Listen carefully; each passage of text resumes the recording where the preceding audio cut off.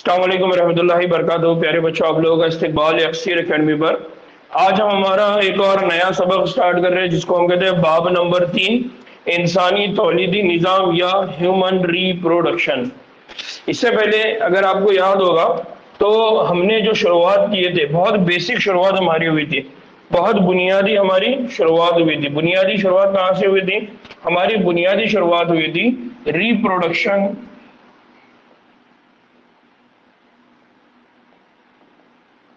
इन organisms. कहां से शुरुआत हुई हमारी? रिप्रोडक्शन इन ऑर्गेनिज्म, जानदारों में अमले तौलीद। सबसे पहले हमारी जो शुरुआत हुई, जो पहला सबक हमने पढ़ा वो जानदारों में अमले तौलीद। और याद होगा मैं बार बार बोल रहा था कि जानदारों में अमले तौलीद के अंदर हमने दो सबक या दो तरह से इस सबक को समझा है। एक तौलीद हमने पढ़ा हुआ है जानवरों में,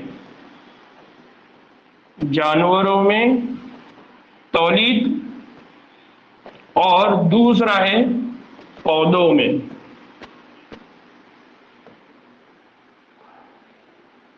तौलीद। तो पौधों में जो तौलीद है वो जो सबक है, यानी बाज़ाब्ता इस पूरे सबक को, इस पूरे पॉइंट को जो पौधों में तौलीद होती है उसको बाब नंबर 2, कहां पर रखा गया उसको? बाब नंबर 2, जिसमें हमने कहा था, क्या कहा था हमने जी? क्या नाम है सबक का मौलाना? हम्म, है ना? Sexual reproduction in flowering plants. क्या होता है वो? फूलदार फूलदार पौधों में जिनसी तौलीद। तो हमने इस सबक की जो शुरुआत किए थे उसी वक्त हमने देखा था पौधों में तौलीद किस तरह से होती है, और उसको समझने के लिए हमने पूरा बाब नंबर 2 देखा हुआ है। अब हम जो देखने वाले हैं वो क्या देखने वाले हैं? अब हम देखने वाले हैं जानवरों में तौलीद, और जानवरों में जो तौलीद है हम वो देखने वाले हैं बाब नंबर 3, और उसका नाम क्या है? इंसानी तौलीदी निज़ाम। किसमें देखने वाले हैं वो? इंसानी तौलीदी निज़ाम। इसका मतलब क्या है? अगर आपने इस सबक को अच्छे से पढ़ा है तो आप ये भी सबक बहुत अच्छे से समझ जाएंगे और ये भी समझ जाएंगे। इसका मतलब ये है कि ये तीन सबक एक दूसरे के साथ मिले जुले हैं।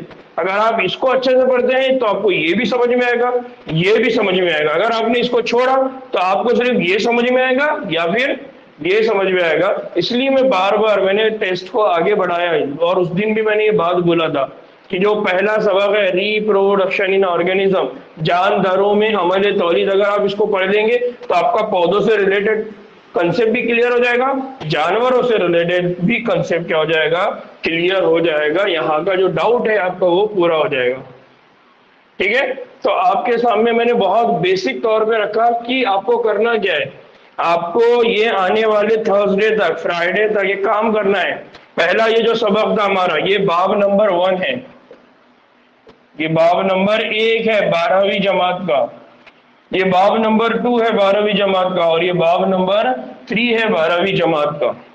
ठीक है? तो आपने बेसिक कंसेप्ट यहाँ पर याद रखना है कि आपने पहले ये सबक पढ़ना है, फिर आपको ये भी पढ़ना है, और आपको ये भी पढ़ना है। तो अभी तक हमारे जो सबक चल रहे हैं वो सारे 12वीं जमात के हैं। 11वीं जमात के सबक हम अब शुरुआत करने वाले हैं।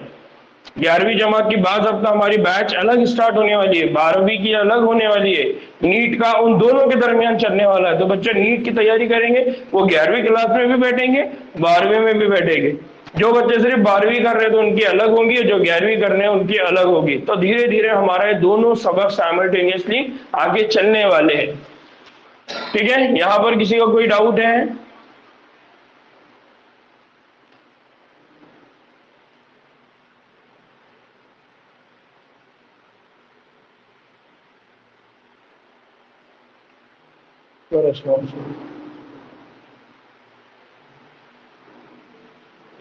अनम, फातिमा, ताहिरा, साजिदा, अक्सा।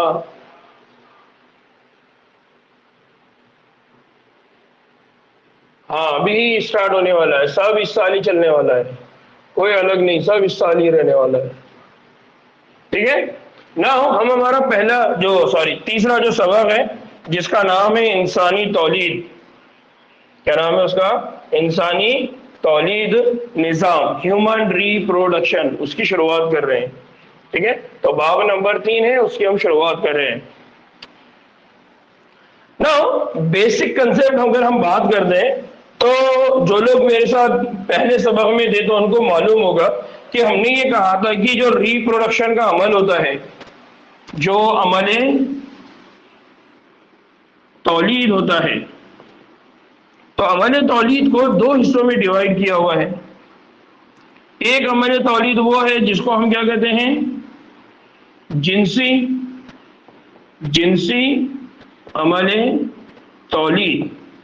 दूसरा होता है उसको कहते हैं हम गैर जिनसी अमल तौलीद। जिनसी तौलीद के अमल को हम क्या कहते हैं? जिनसी तौलीद के अमल को हम कहते हैं सेक्सुअल रिप्रोडक्शन। क्या कहते हैं हम उसको? Sexual reproduction. और जो गैर जिनसी तौलीद का अमल होता है उसको हम क्या कहते हैं? उसको हम कहते हैं असेक्सुअल रिप्रोडक्शन। ठीक है, तो हमने शुरुआत में ये बात किए थे ना। अगर हम इंसानों की अगर बात कर दें तो इंसानों के अंदर कौन से टाइप का तौलीद का अमल होता है, तो हम ये कहते हैं कि हमको मालूम भी है कि जो इंसान है, इंसानों में जिनसी तौलीद का अमल होता है। क्या होता है? जिनसी तौलीद का अमल होता है, और इसी जिनसी तौलीद के अमल की वजह से उनके पास क्या होते हैं? बच्चे पैदा होते हैं। तो इसका मतलब ये कि इंसानों के अंदर जो तौलीद का अमल होता है वो कौन सा वाला होता है? सेक्सुअल रिप्रोडक्शन होता है, जिनसी तौलीद का अमल होता है, उसी की वजह से उनके पास क्या पैदा होते हैं? बच्चे पैदा होते हैं ना। अगर आपको याद होगा तो हमने सेक्सुअल रिप्रोडक्शन की जब बात की थी तो हमने एक और बात कहा था कि जब भी सेक्सुअल रिप्रोडक्शन होगा तो सेक्सुअल रिप्रोडक्शन के अंदर दो जिनसी खलिए शामिल होते हैं। और ये दो जिनसी खलिए कौन होते हैं? एक जिनसी खलिया होता है जिसको हम क्या कहते हैं? स्पर्म। और दूसरा होता है उसको हम क्या कहते हैं? एग। स्पर्म को आमतौर पर हम क्या कहते हैं? स्पर्म को आमतौर पर हम ये कहते हैं नुत्फा। उर्दू में क्या कहते हैं? नुत्फा। और एग को हम क्या कहते हैं? अंडा कहते हैं, या फिर क्या कहते हैं? बैजा। तो हमको ये मालूम है कि इंसानों के अंदर जब जिनसी तौलीदी अमल होता है, जिनसी यानी सेक्सुअल रिप्रोडक्शन का अमल होता है, तो उस सेक्सुअल के रिप्रोडक्शन के अमल में दो जिनसी खलिए शामिल होते हैं, और उन दो जिनसी खलियों की वजह से अगर रिप्रोडक्शन का अमल होता है तो उसको कहा जाता है जिनसी अमल तौलीद, या उसको कहा जाता है सेक्सुअल रिप्रोडक्शन। और जहां पर जिनसी खलिए की कोई शमूलियत नहीं होती, जिनसी खलिए इन्वॉल्व नहीं होते, शामिल नहीं होते, उसको कहा जाता है गैर जिनसी तौलीद, या क्या कहा जाएगा? Asexual reproduction. तो सेक्सुअल रिप्रोडक्शन मतलब वो अमल जहां पर जिनसी खलिए शामिल होते हैं। असेक्सुअल रिप्रोडक्शन यानी जहां पर कोई जिनसी खलिया शामिल नहीं होता। बात क्लियर हुई?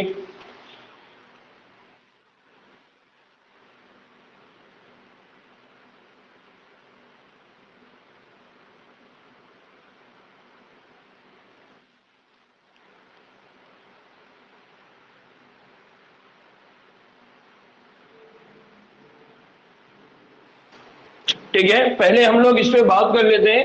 ताहिरा बेटा, मैं बाद में सारी चीजें समझा दूंगा, हम लोग इस पे डिस्कशन करेंगे। ठीक है, इस पे कोई टेंशन लेने का नहीं, ये बात आपको बाद में भी क्लियर हो सकती है। अभी ये बात क्लियर हुई क्या?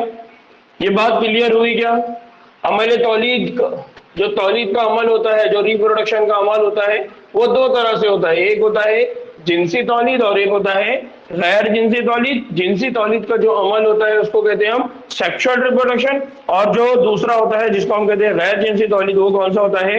Asexual reproduction. जिनसी तौलीद के अमल में क्या इन्वॉल्व होते हैं? वहां पर दो जिनसी खलिए होते हैं, एक को हम क्या कहते हैं? स्पर्म कहते हैं, और एक को क्या कहते हैं? एग।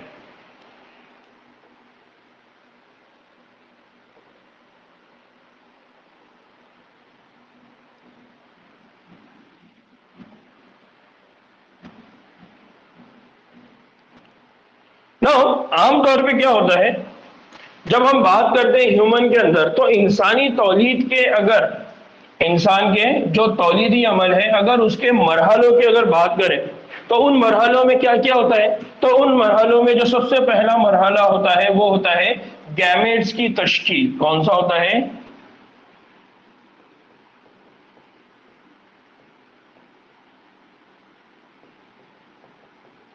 सबसे पहला जो मरहला होता है वो क्या होता है? गैमेट्स की तश्कील, और उसको कहा जाता है गैमेटोजेनेसिस। क्या कहा जाता है उसको? गैमेटोजेनेसिस। सबसे पहला मरहला क्या होता है? गैमेट्स की तश्कील, जिसको हम क्या कहते हैं? गैमेटोजेनेसिस। दूसरा कि ये जो गैमेटोजेनेसिस का प्रोसेस है ये दो तरह का होता है। गैमेटोजेनेसिस का जो प्रोसेस है ये दो तरह से है, यानी अगर हम बात करते हैं नर, और अगर हम बात करते हैं मादा। नर की अगर हम बात करेंगे, यानी किसकी बात कर रहे हैं हम? मेल की। मादा की अगर बात कर रहे हैं तो हम किसकी बात कर रहे हैं? फीमेल की। नर और मादा। तो गैमेटोजेनेसिस का अमल में अगर नर और मादा की अगर हम बात करते हैं, तो नर के अंदर क्या बनेंगे? स्पर्म। नर के अंदर क्या बनेंगे? स्पर्म सेल बनेंगे। यानी नर के अंदर क्या बनेगा? नुत्फा। क्या बनेगा? नुत्फा। और मादा के अंदर क्या बनेंगे?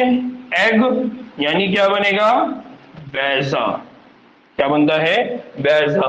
तो सबसे पहला जो अमल होगा रिप्रोडक्शन के अमल में वो होगा गैमेट्स की तश्कील। तो आपको याद आ रहा होगा कि जब हमने पौधों के मामले में पढ़ा था, तो पौधों के मामले में हमने क्या पढ़ा था? बारहवरी, यानी फर्टिलाइजेशन। फर्टिलाइजेशन से पहले, फर्टिलाइजेशन के बाद। तो हमने कहा था प्री फर्टिलाइजेशन, और बाद में कहा था कि पोस्ट फर्टिलाइजेशन। तो प्री फर्टिलाइजेशन में हमने क्या कहा था? हमने कहा था कि वहां पर गैमेट्स बनते हैं। प्लांट्स की केस में हमने क्या कहा था? वहां पर बनेगा पोलन ग्रेन, स्पर्मेटोगोनिया, मेगास्पोरियम, माइक्रोस्पोरेंजियम। याद आ रहा है? तो वो पूरा प्री फर्टिल। तो वैसे ही ह्यूमन की बॉडी में भी होता है कि अमल बारहवरी कब होंगी? जब नर और मादा जिनसी खलिये मिलेंगे। लेकिन उस नर और मादा जिनसी खलिये के मिलने का जो अमल होता है वो क्या होता है? फर्टिलाइजेशन, अमल बारहवरी। लेकिन अमल बारहवरी से पहले भी एक अमल होता है, अमल बारहवरी के बाद भी एक अमल होता है। तो अमल बारहवरी से जो पहले अमल होंगे उसमें सबसे पहला कौन है? गैमेट्स की तश्कील या जिनसी खलियों की तश्कील, जिसको कहा जाता है गैमेटोजेनेसिस। क्या बोला जाता है? गैमेटोजेनेसिस। बात क्लियर हो रही है?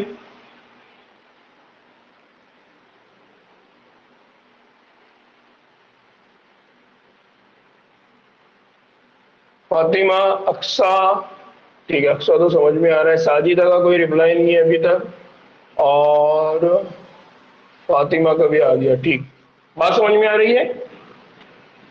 ठीक।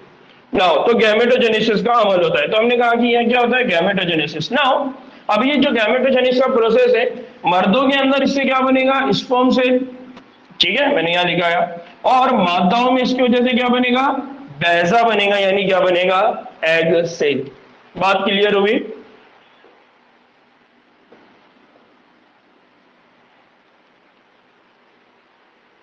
नाउ जब गैमेट्स की तश्कील हो जाएगी, क्या हो जाएगा?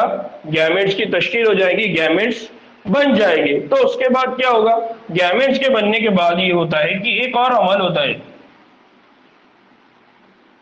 गैमेट्स की तश्कील के बाद एक अमल होता है, उस अमल को हम कहते हैं इंसेमिनेशन। क्या कहते हैं उसको हम? इंसेमिनेशन, या हम उसको कहते हैं स्पर्म की मुंतकली। क्या कहते हैं हम उसको? स्पर्म की मुंतकली, और उसको कहा जाता है इंसेमिनेशन। स्पर्म की मुंतकली, या उसको क्या कहते हैं हम? इंसेमिनेशन। तो बेसिकली क्या होगा? होगा ये कि जो मेल है या जो नर है, नर के जिस्म में गैमेटोजेनेसिस का अमल होता है, उसको कहा जाता है स्पर्मेटोजेनेसिस। क्या कहा जाता है इसको? स्पर्मेटोजेनेसिस। स्पर्मेटोजेनेसिस का मतलब क्या होता है? स्पर्मेटोजेनेसिस को आमतौर पे हम डिफाइन क्या करते हैं? हम डिफाइन करते हैं नुत्फा। या जिसको हम क्या कह रहे हैं, स्पर्म बनने का अमल। कौन सा अमल? नुत्फा बनने का या स्पर्म बनने का अमल, उसको कहा जाता है स्पर्मेटोजेनेसिस। तो जैसे ही स्पर्मेटोजेनेसिस होगा तो मेल फीमेल की बॉडी में, मादा की बॉडी में, मादा के जिस्म में क्या करेगा, इन स्पर्म को ट्रांसफर करेगा। तो ये जो ट्रांसफर करने का अमल है, ये जो मुंतकिल करने का अमल है, इसको क्या कहा जाता है? इंसेमिनेशन। क्या कहा जाता है इसको? इंसेमिनेशन। तो पहला बात याद रखना है कि इंसानों के अंदर जो तौलीदी अमल है वो जिनसी तौलीदी अमल है।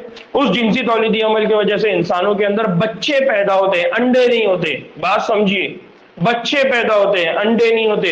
क्योंकि हम देखते हैं कि परिंदों के अंदर तो अंडे होते हैं और उन अंडों से बच्चे बनते हैं, लेकिन इंसानों के अंदर ऐसा नहीं होता। इंसानों के अंदर डायरेक्ट उनके जिस्म से क्या निकलते हैं? बच्चे निकलते हैं। इसलिए इस प्रोसेस को याद रखना बहुत जरूरी है कि इंसान है, इंसानों के जिस्म के अंदर जिनसी तौलीदी अमल होगा, उसके बाद उनके अंदर बच्चे पैदा होंगे। इंसानों के अंदर जो तौलीदी अमल होता है उसमें पहला अमल होता है गैमेट्स की तश्कील, जिसको हम क्या कह रहे हैं? गैमेटोजेनेसिस, या हम उसको उर्दू में अगर बोले तो क्या बोलेंगे हम? जिनसी खलियों की तश्कील या जिनसी खलियों का बनना। फिर दूसरा क्या होगा कि जो जिनसी खलिए होंगे वो नर में भी बनेंगे, वो जिनसी खलिए होंगे वो मादा में भी बनेंगे। जो जिनसी खलिए नर में बन रहे हैं, उस नर में वो उस जिनसी खलिए को बोला जाता है स्पर्म, या उसको हम कहते हैं नुत्फा। और वो जिनसी खलिया जो मादा में बनता है उसको हम कहते हैं बैजा, या उसको हम कहते हैं अंडा, या उसको हम कहते हैं एग सेल। फिर हम ये कह रहे हैं कि इसके बाद क्या होता है? इसके बाद ये होता है कि इंसीमिनेशन होता है, मुंतकिली का अमल होता है। किसकी मुंतकिली का अमल होता है? स्पर्म की मुंतकिली का अमल होता है, नुत्फे की मुंतकिली का अमल होता है। ठीक।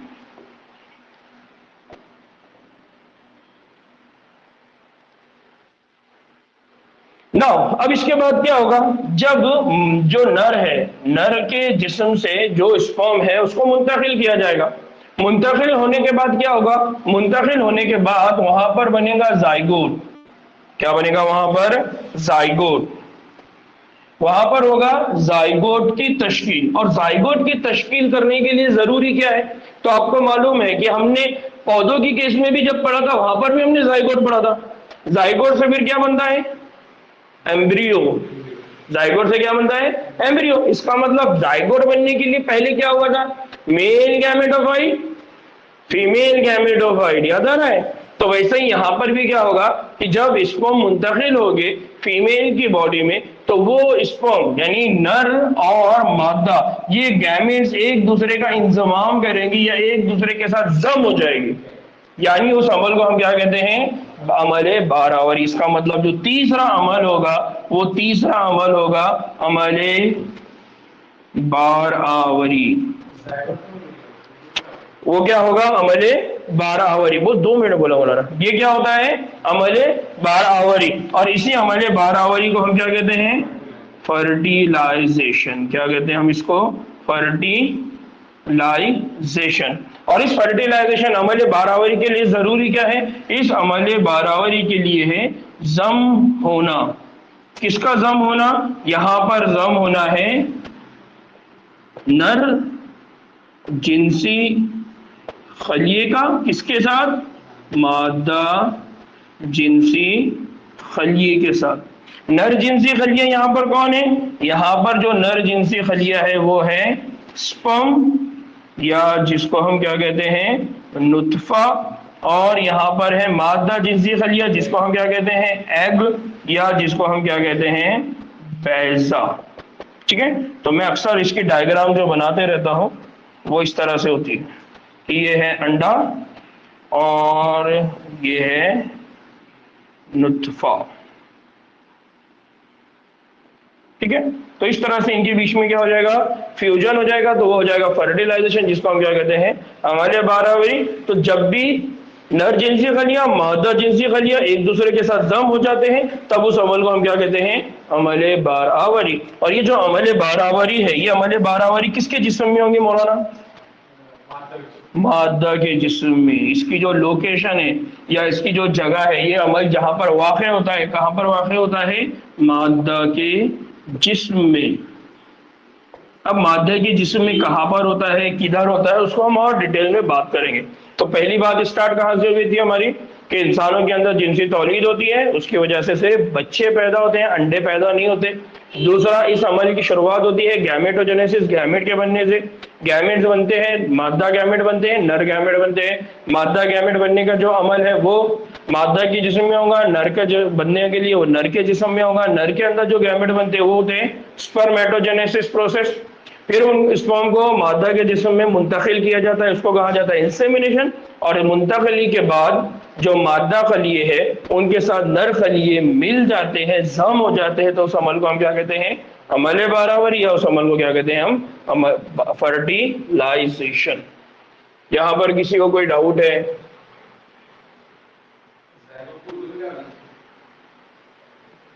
जाइगोट को उर्दू में कहा जाता है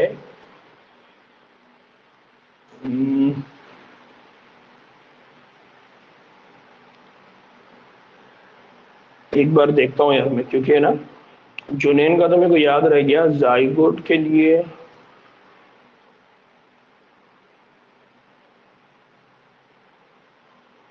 एक लफ्ज है, अच्छा लफ्ज, जुफ्ता। बहुत अच्छा साजिदा, शुक्रिया। जुनैन तो हो गया एम्ब्रियो, जुफ्ता सही है।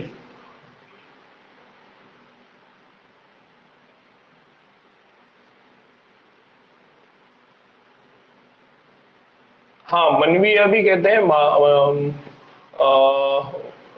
मादा मनविया भी कहते हैं उसको, लेकिन आमतौर पे हम उसको नुतफा वर्ड इसलिए इस्तेमाल कर रहे हैं क्योंकि एनसीईआरटी में कहीं ना कहीं उस लफ्ज को इस्तेमाल किया हुआ है। ठीक है, तो हम एनसीईआरटी में कौन से, इस किताब के अंदर आपको कौन से लफ्ज मिल रहे हैं, हमको उसी को इस्तेमाल करना है। इसका आपने बहुत ख्याल करना है, तो ही आपको ये बहुत आसानी रहेगी। अगर आमतौर पे हम जब ट्रांसलेशन करने जाएंगे तो डिक्शनरी में हमको बहुत सारे लफ्ज मिलेंगे, तो आपने ऐसा नहीं करना। आपने ये देखना है कि एनसीईआरटी की किताब में क्या लफ्ज दिया है। ठीक है, उसी लफ्ज को आपने याद रखना है और उसी को समझना है। ठीक है, नाउ ये हो गया हमारे बारावरी। अब इस हमारे बारावरी के दौरान क्या होता है, जब ये दोनों भी एक दूसरे के साथ जम हो जाते हैं।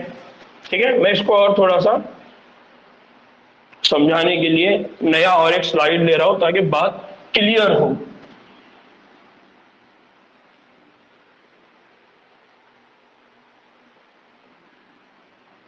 क्या हो गया यहां पर हो गया फर्टिलाइजेशन, या जिसको हम क्या कहते हैं, अमले बारावरी। ठीक है, तो अमले बारावरी हो गया। तो हम अमले बारावरी में क्या मिलेगा? तो अमले बारावरी में यह होगा कि ये एग सेल था, ये स्पर्म सेल था, ये दोनों भी एक दूसरे के साथ फ्यूज हो गए, जम गए। तो जम होने के बाद यहाँ पर एक शक्ल बनती है। उस वक्त भी जब हमने प्लांट की केस में भी बात की थी, तो मैंने कहा कि एक ऐसी शक्ल बनेगी जिसमें सेल तो एक होगा, सेल एक होगा, लेकिन इस एक सेल के अंदर जो न्यूक्लियस है, सेल एक होगा लेकिन इसके अंदर जो न्यूक्लियस है, इसके अंदर जो मरकजा है, या इसके अंदर जो डीएनए है, वो डीएनए की यहां पर कितनी कॉपी आ जाएगी? 2। इसीलिए हम क्या कह रहे थे, हम ये कहते थे कि यहां पर जो आमतौर पे जो खलिए होते हैं, जिनसी खलिए, उनकी कंडीशन कैसी होती है? एन। एग की होती है एन, स्पर्म की होती है एन। ये दोनों भी कंडीशन कैसी होती है? Haploid, single set of chromosome. लेकिन यहां पर ये जो सेल बनता है ये कैसा होता है? डिप्लॉइड। तो जाइगोट या जुफ्ता, जाइगोट या उसको क्या कहते हैं? जुफ्ता। ये कैसा होता है? ये सिंगल सेल होता है, 2 न्यूक्लियस होते हैं, और कंडीशन कैसी होती है? डिप्लॉइड होती है। तो ऐसा सेल जिसके अंदर 2 न्यूक्लियस हो और उसकी कंडीशन डिप्लॉइड हो, ऐसे सेल को कहा जाता है जाइगोट। क्या कहा जाता है इसको? जाइगोट। तो जब भी आप जाइगोट को डिफाइन करेंगे उस वक्त आपने याद रखना है कि जाइगोट का मतलब क्या होता है? ऐसा खलिया, ऐसा सेल जिसके अंदर 2 न्यूक्लियस हो, एक फादर के पास से आएगा, एक मदर के पास से आएगा, एक माँ के पास से आएगा, एक बाप के पास से आएगा, एक नर के पास से आएगा, एक मादा के पास से आएगा। ठीक है, तो फर्टिलाइजेशन के अमल के नतीजे में क्या बनता है, जाइगोट। इसलिए यहां पर उन्होंने लिखा हुआ है कि जब तनासुली रास्ते के जरिए मादा के जिस्म के अंदर स्पर्म की मुंतकिली की जाती है तो जाइगोट की तश्कील करने के लिए नर और मादा गैमेट्स का क्या होता है, इंजमाम शामिल होता है, और इसी अमल को हम क्या कहते हैं, हमारे बारावरी कहते हैं। यहां तक बात समझ में आई? यहां पर किसी को कोई डाउट है?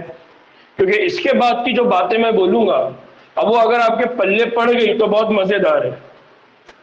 अगर इसके बाद की बातें अगर आपके दिमाग में फिट हो गई तो आपको पूरा सबक बहुत अच्छे से समझ में आएगा। ठीक है, कोई डाउट नहीं है?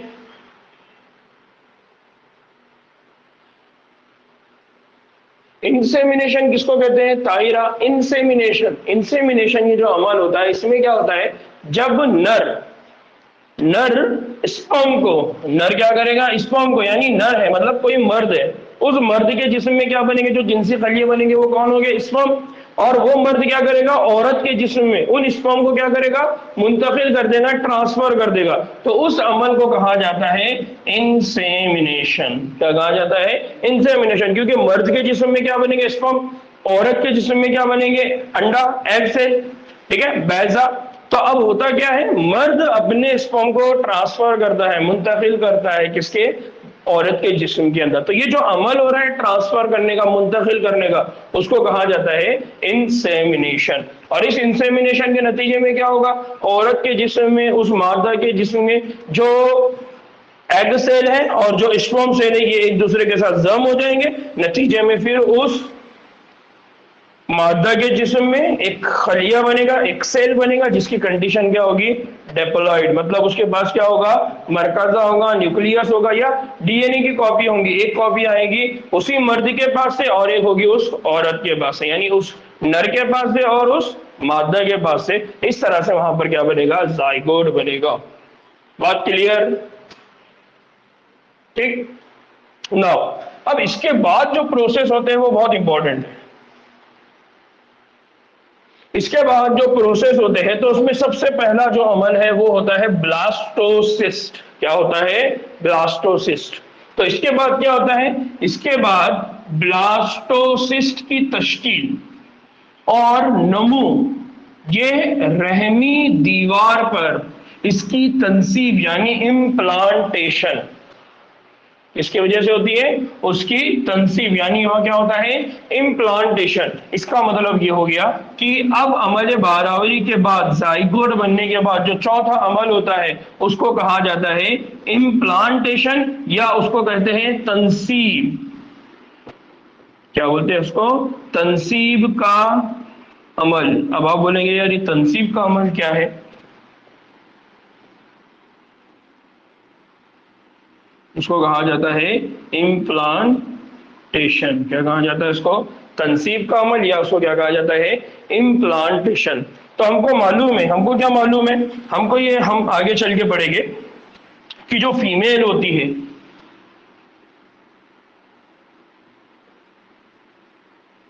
ठीक है, हम उसको आगे और डायग्राम अच्छी बनाएंगे अपन।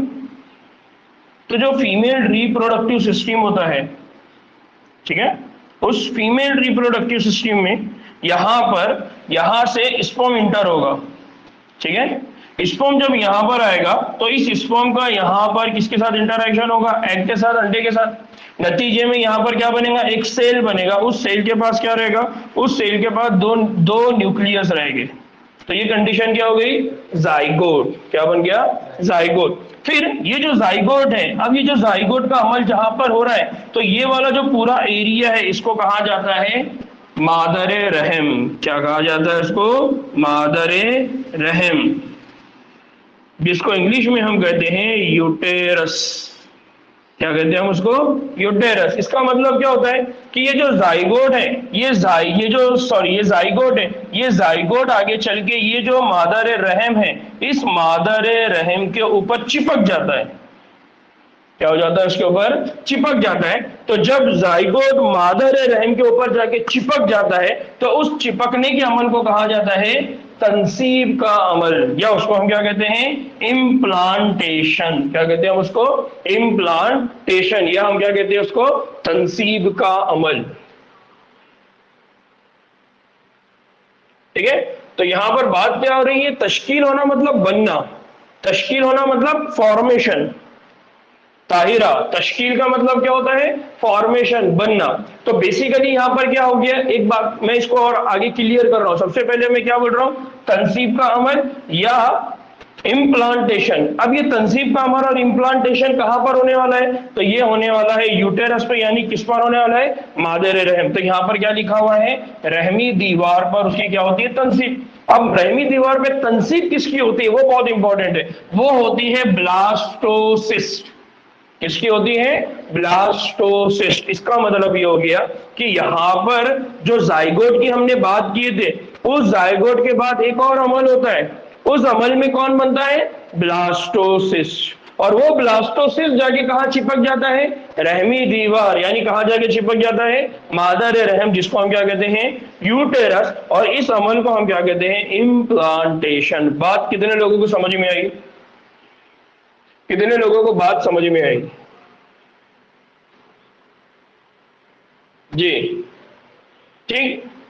नाउ मैं इसको थोड़ा और, तो चौथी स्टेप क्या है, बात समझ में आई। अब इस चौथी स्टेप के पहले, मतलब ये चौथी स्टेप में हो क्या रहा है, मैं थोड़ा उसको डिटेल में समझाता हूं।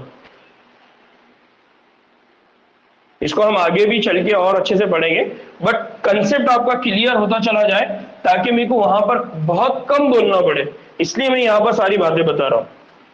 और चूंकि मेरे को यहाँ पर आपके टेक्स्ट बुक को रखना होता है, इसलिए मेरे पास स्लाइड रखने के लिए बहुत ज्यादा जगह नहीं बचती है। ठीक है ना। हाँ, एक एक स्टाइल हम ये कर सकते हैं, आई थिंक आपका फायदा इसमें होगा। वो क्या है, वो ये है कि हम इस्तेमाल करें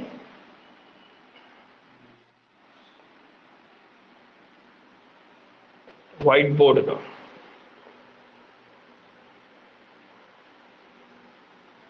व्हाइट बोर्ड का शायद इस्तेमाल से आपका एक काम बच जाएगा। हमने क्या कहा, हमने कहा कि यहां पर जो होता है वो होता है एग सेल, और इस एग सेल के साथ आगे कौन फ्यूज हो जाता है, स्पर्म सेल। और इसके नतीजे में यहां पर क्या बनता है, इसके नतीजे में यहां पर बनता है एक ऐसा सेल जिसके पास क्या होते हैं, जिसके पास दो न्यूक्लियस होते हैं। क्या होते हैं उसके पास, दो न्यूक्लियस होते हैं। इस कंडीशन में इसको हम क्या कहते हैं, जाइगोट। क्या कहते हैं हम इसको, जाइगोट। ठीक है। अब इस जाइगोट के बाद क्या होता है, इस जाइगोट के बाद एक और अमल होता है, और वो अमल क्या होता है, उस अमल को हम आगे चल के बढ़ेंगे।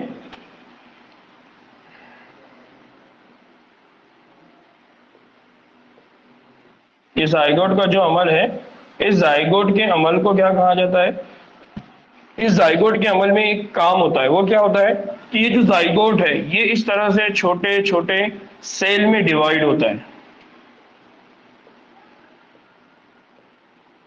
बात को समझने की कोशिश करो हाँ बच्चों, थोड़ा सा मुश्किल है बट इंशाल्लाह आपको बात समझ में आएगी। तो ये जो जाइगोट है, ये जाइगोट के अंदर होता है क्लीवेज। क्या होता है, क्लीवेज। क्लीवेज का मतलब क्या होता है, क्लीवेज का एक मीनिंग होता है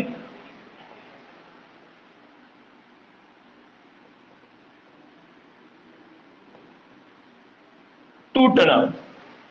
क्लीवेज का अमल क्या होता है, टूटना, या आप बोल सकते हैं टूटना।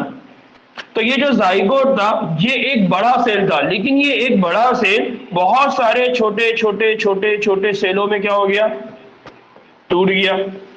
और जब ये छोटे छोटे सेलों में टूट रहा है, तो इसका नाम क्या बन गया, क्लीवेज। इस अमल का नाम क्या बन गया, क्लीवेज। और ये जो पूरा सर्कल आपको दिख रहा है, छोटे छोटे सेलों का जो बंच है, इसको कहा जाता है मोरूला। क्या बोला जाता है इसको, मोरूला। फिर इस मोरूला के बाद क्या होता है, इस मोरूला के बाद एक और अमल होता है। वो अमल में क्या होता है, उस अमल के अंदर बहुत खास बात होती है। क्या होती है कि ये जो छोटे छोटे सेल हैं, ये छोटे छोटे सेल एक दूसरे के साथ अरेंज होते हैं। क्या हो जाते हैं? अरेंज हो जाते हैं। और अरेंज होने के बाद यहां पर उस मोरूला के अंदर वो क्या करते हैं? एक छोटा सा स्पेस बना देते हैं, एक छोटी सी कैविटी बना देते हैं।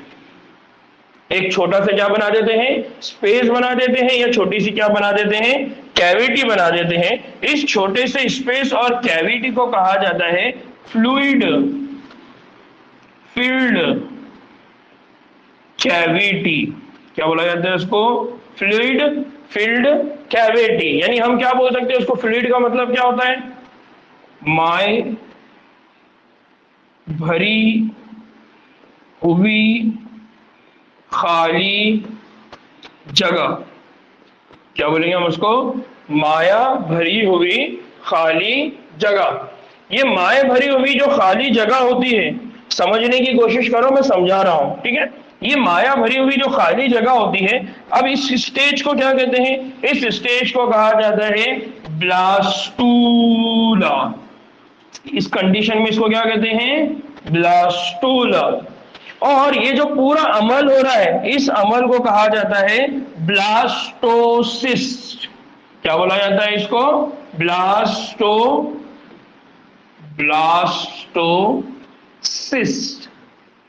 क्या कहते हैं इसको? ब्लास्टोसिस्ट। बात क्या हुई थी? बात की शुरुआत ये हुई थी, ताहिरा, अक्सा, फातिमा, साजिदा, सब लोग अभी इधर ध्यान दो। हमने क्या कहा? हमने कहा कि एग होगा, स्पर्म होगा, फ्यूज हो गए, जाइगोट बनेगा। अब जाइगोट के बाद डायरेक्टली उन्होंने ये बोला हुआ है कि जो ब्लास्टोसिस्ट है उसकी तश्कील होती है। और ब्लास्टोसिस्ट की जब तश्कील होती है तो ये ब्लास्टोसिस्ट की तश्कील होने के बाद ये जो ब्लास्टोसिस्ट है इसका क्या होता है? इसकी क्या होती है?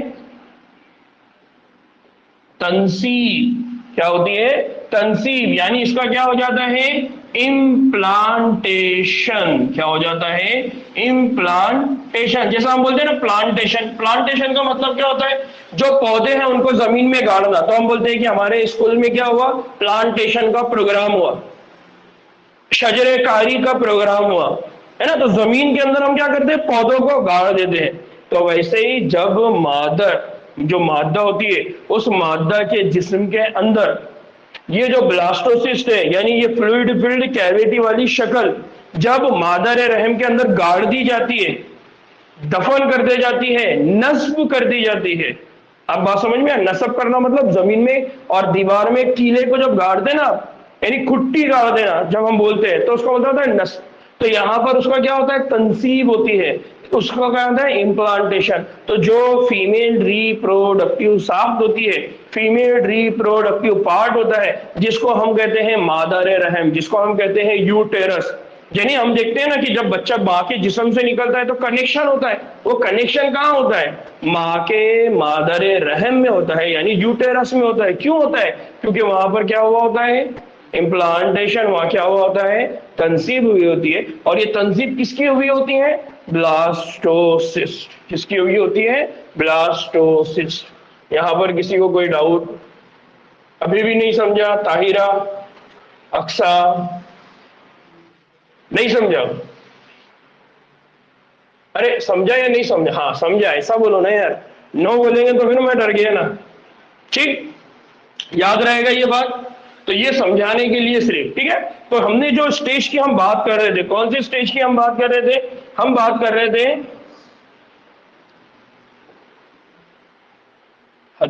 यार ये दोबारा चला गया।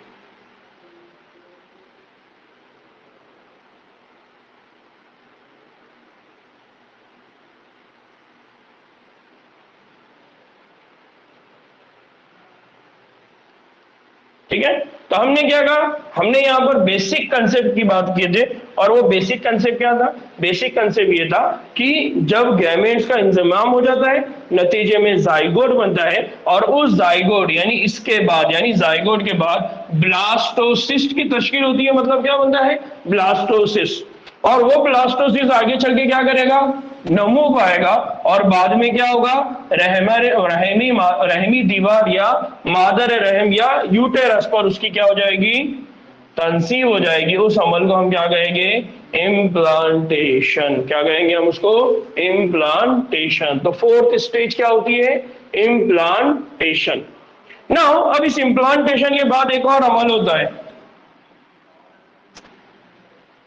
क्या होता है, वो होता है गेस्टेशन। वो अमल क्या होता है, गेस्टेशन, या हम बोल सकते हैं जुनेन का बनना। क्या बोल सकते हैं हम उसको, जुनेन का इर्तिका, या उसको आमतौर पे हम क्या कहते हैं, एम्ब्रियोनिक डेवलपमेंट। क्या बोलते हैं हम उसको, एम्ब्रियोनिक डेवलपमेंट। और इस एम्ब्रियोनिक डेवलपमेंट के लिए एक अच्छा सा टर्म यहां पर इंग्लिश में बोला जाता है, वो होता है गैस्टेशन। क्या बोला जाता है, गैस्टेशन पीरियड। क्या बोला जाता है उसको, गैस्टेशन पीरियड। तो आमतौर पे क्या होता है कि इंसानों के अंदर क्या होता है, जब इम्प्लांटेशन हो जाता है तो उसके बाद स्टार्ट होता है जूनिन का इर्तिका, उसके बाद स्टार्ट होता है गैस्टेशन। अब इस गैस्टेशन पीरियड में क्या होगा, तो हम आगे चल के बढ़ेंगे कि एम्ब्रियो बनता है, फिर उस एम्ब्रियो के अंदर क्या बनेगी, आंख बनेगी, कान बनेगा, नाक बनेगा, यानी उसका सर बनेगा, उसका धड़ बनेगा, उसके हाथ बनेंगे, पांव बनेंगे। इस तरह से क्या होता है कि हम आमतौर पे हमारे घर में भी सुनते हैं कि सोनोग्राफी हो रही है। इस सोनोग्राफी में बेसिकली होता क्या है, इस सोनोग्राफी में चेक ये किया जाता है कि जायगोट मिले हैं क्या, जायगो सॉरी जिनसी खलिए मिले हैं क्या। अगर जिनसी खलिए मिल गए तो फिर क्या बनेगा, जायगोट। जायगोट से फिर क्या बना है, जायगोट से आगे चल के क्या बनेगा, ब्लास्टोला। वो ब्लास्टोला का इम्प्लांटेशन हुआ क्या, अगर वो हुआ है तो फिर उसके बाद क्या बनेगा, एम्ब्रियो। फिर वो एम्ब्रियो के अंदर क्या बना, दिल बना, आंख बना, उसके कौन कौन से आजा बने, फिर वो बराबर बन रहे या नहीं बन रहे, ये सारी बातें हम देखते हैं कि सोनोग्राफी के जरिए मालूम की जाती है आज के दौर में। तो हमारे घर में हम देखते रहते हैं, हमारे अतराव में अगर हमारे भाई है, बहन है, या हमारे कोई रिलेटिव है, तो हम सुनते रहते हैं। तो ये बेसिकली वहां होता क्या है, वहां ये होता है कि देखा ये जाता है कि जुनैन के अंदर जो इर्तिका है, जुनैन का जो डेवलपमेंट है, वो हो रहा है या नहीं हो रहा है। हो सकता है कि किसी के जुनैन के डेवलपमेंट के अंदर दिल के अंदर सुराख रह जाए, हो सकता है कि किसी के जुनैन के डेवलपमेंट के दौरान एक आंख बने, दूसरी आंख नहीं बनी हो सकता है कि किसी का पाँव छोटा हो जाए। तो इस तरह से हम क्या करते हैं, ये पूरी स्टेजेस चेक करते हैं। इसका मतलब ये है कि वहां पर क्या होता है, जुनैन का इर्तिका होता है, यानी वहां पर क्या होता है, एम्ब्रियोनिक डेवलपमेंट होता है। और आज के दौर में हम उसको सोनोग्राफी के जरिए क्या करते हैं, मालूम करते हैं। अगर खुदा ना खास्ता हमको कुछ तरह से दिख जाए कि यार उसके अंदर कोई डिफेक्ट है या कोई कमी हमको मालूम हो जाए, तो फिर हम क्या करते हैं, उस जायगोट को, उस एम्ब्रियो को वहीं पर क्या कर देते हैं, रिजॉल्व कर देते हैं। आमतौर पे अगर ये रिजॉल्व करना, यानी उसको, हमारे पास तो इस्लाम में इस बात को तो मतलब ये किया गया, मना किया गया, क्योंकि उसकी तकदीर, उसकी किस्मत, उसका जो भी होगा। लेकिन आमतौर पे इस तरह से होता है कि ये नुकसान की वजह से, अगर वो लाचारी की जिंदगी अगर बहुत मुश्किल से गुजारेगा, तो अक्सर इस कंडीशन में उसको रिजॉल्व भी करते हैं। लेकिन ये एक अलग बहस का टॉपिक का मुद्दा है, इस पर हम बात नहीं करेंगे। बस इतनी बात समझ रहे हैं कि जुनैन का इर्तिका होता है और क्या होता है, एम्ब्रियोनिक डेवलपमेंट होता है। और उसके बाद क्या होता है, उसके बाद होता है बच्चे का जन्ना। उसके बाद क्या होता है, बच्चे का जन्ना, और उसको कहा जाता है पार्चुरेशन। क्या कहा जाता है, पार्चुरेशन। नाउ फिफ्थ स्टेज के बाद कौन सी होती है, सिक्स्थ स्टेज। और जो सिक्स्थ स्टेज होती है उसको हम क्या कहते हैं, बच्चे का जन्ना। सिक्स्थ है ना ये,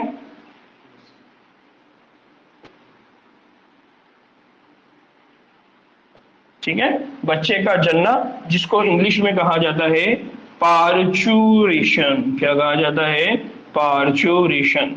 कि जब माँ के जिस्म से बच्चा बाहर आता है, तो बच्चा जब बाहर आता है जिस्म से, तो वो जो अमल होता है बच्चे के जिस्म से बाहर आने का अमल, उसको कहा जाता है पार्चुरेशन। तो 9 मंथ के बाद क्या होता है, बच्चा माँ के जिस्म से क्या होता है, बाहर आता है, या मादा के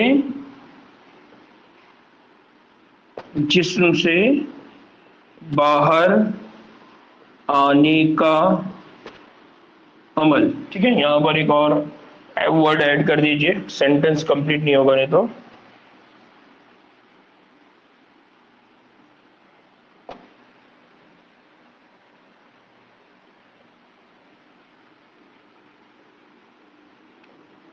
ठीक है, बच्चे का मादा के जिस्म से बाहर आने का अमल, उसको कहा जाता है पार्चुरेशन, और उसी को कहा जाता है बच्चे के जनने का अमल। आमतौर पे हम उसको बोलते हैं जिचकी। क्या बोलते हैं हम उसको? जिचकी, है ना, जिचकी बोलते हैं, बोलो ना उर्दू में, जिचकी खाना बोलते हैं ना हमारे पास। ठीक, यहां पर किसी को कोई डाउट है? कोई है जिसको बात नहीं समझ में आई? तो शुरुआत से लेकर आखिर तक हमने ह्यूमन रिप्रोडक्टिव सिस्टम को, इंसानी तौलीदी निज़ाम को एक शॉर्ट वर्ड्स में समझा हुआ है कि कौन कौन सी स्टेजेस हम आगे चल के पढ़ने वाले हैं। इसलिए आपने ये पूरे बातों को अच्छी तरह से जहन नशीन कर लेना है ना। अब एक और बात है कि ये बेसिक इंट्रोडक्शन के बाद आपने पढ़ा है, क्या पढ़ा है हमने, कि ये जो तौलीदी वाकयात है, यानी जितने भी वाकयात है, ये कब होते हैं? ये वाकयात बलूगत के बाद ही वाक़या हो सकते हैं। बलूगत का मतलब क्या होता है? बलूगत का मतलब होता है मैचुरेशन। किसके बाद हो सकते हैं ये?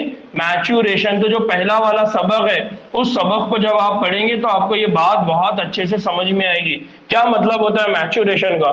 तो एक फेज होता है, उसको कहा जाता है जुवेनाइल फेज। एक फेज क्या होता है? Juvenile phase. उसके बाद होता है रिप्रोडक्टिव फेज। उसके बाद होता है तो juvenile, maturation, then reproductive phase. तो जब कोई बलूगत की उम्र को पहुंचेगा, मैचुरेशन के अमल को पहुंचेगा, तभी उसके जिस्म में तौलीद का अमल क्या होता है? वाक़या होता है। नर और मादा, नर और मादा के तौलीदी वाक़या दरमियान नुमाया फर्क होता है। अगर आप मर्दों, नरों की और मादा की, यानी मर्द की और औरत के जिस्म की अगर हम बात करते हैं, तो उनके अंदर ये जो तौलीदी वाक़यात होते हैं, जो रिप्रोडक्टिव इवेंट्स होते हैं, ये रिप्रोडक्टिव इवेंट्स के अंदर बहुत ज्यादा फर्क है। किस तरह का? अगर हम स्पर्म के बनने की अगर बात करते हैं, तो जो बूढ़े लोग होते हैं उनमें ये अमल जारी रहेगा उनके मरने तक। लेकिन जो औरतें होती हैं, उन औरतों में 50 साल की उम्र के आसपास जो बैजे की तश्कील का अमल है, बैजे की फॉर्मेशन का अमल है, बनने का जो अमल है, वो क्या हो जाता है? खत्म हो जाता है। फिर इसीलिए हम ये कहते हैं कि ये जो नर होती है और जो मादा होती है, उनके जो रिप्रोडक्टिव सिस्टम है, उनके अंदर हमको बहुत बड़ा क्या दिखाई देता है? फर्क दिखाई देता है। उनके अंदर क्या दिखाई देता है? डिफरेंस हमको दिखाई देता है। वो क्यों दिखाई देता है कि एक आगे चल के हम पढ़ेंगे जी।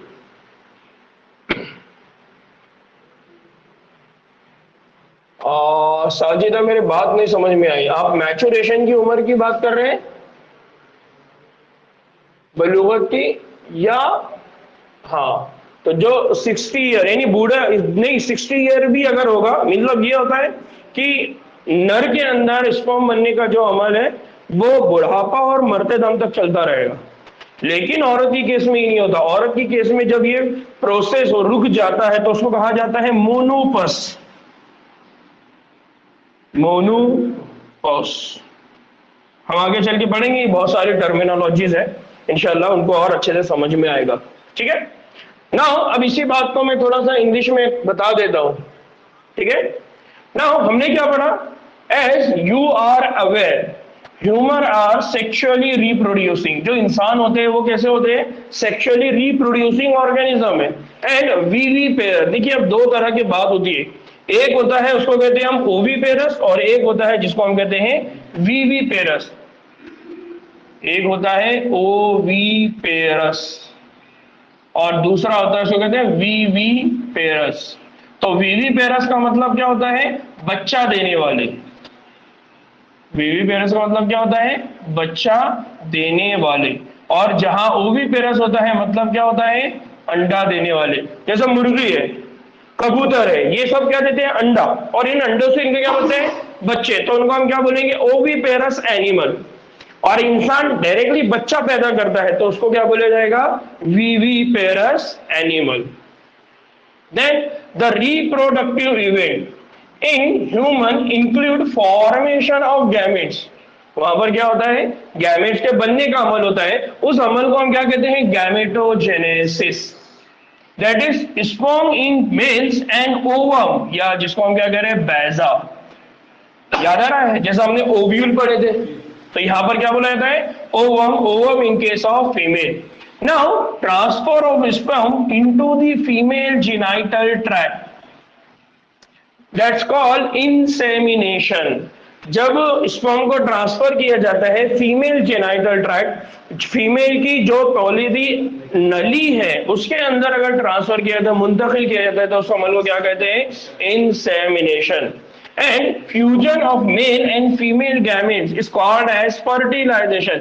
जब वो नर और मादा या फीमेल और मेल गैमेट्स एक दूसरे के साथ भिड़ जाएंगे, फ्यूज हो जाएंगे, तब उस अमल को क्या कहा जाता है, fertilization, which leading to the formation of zygote. Zygote means एक सेल होगा, उस एक सेल के अंदर कितने न्यूक्लियस होंगे, 2 न्यूक्लियस होंगे, या एक सेल होगा जिसके पास जो क्रोमोसोम होंगे, जो डीएनए की कॉपी होगी, वो कितनी होगी, 2 होगी, यानी diploid. Now, this is followed by formation and development of blastocyst. क्या बनेगा वहां पर, ब्लास्टोसिस। ब्लास्टोसिस मतलब सेल का, छोटे छोटे सेल का बंच, गुच्छा, जिसके अंदर एक क्या होगी, फ्लूइड फिल्ड कैविटी। उस कंडीशन को हम क्या कहते हैं, blastocyst. And it is attachment to the uterine wall, जिसको हमने क्या कहा, मादर रहम। उस प्रोसेस को क्या कहा जाता है, इम्प्लांटेशन। ठीक है। Now embryonic development, that is gestation, and delivery of the baby, that is parturition. तो इस तरह से ये पूरा प्रोसेस होता है, ये पूरा अमल होता है किसी भी इंसान के बॉडी के अंदर, उनके जिस्म के अंदर।